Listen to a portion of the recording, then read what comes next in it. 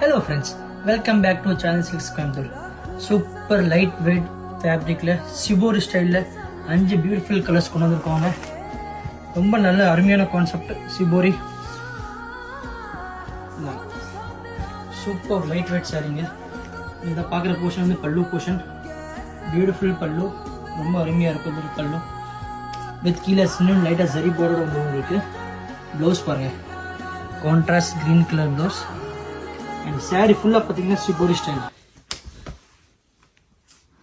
Shibori style கீழே லைட்டாக சரி பார்டர் வந்துடும். நல்லா சூப்பரான காம்பினேஷனில்.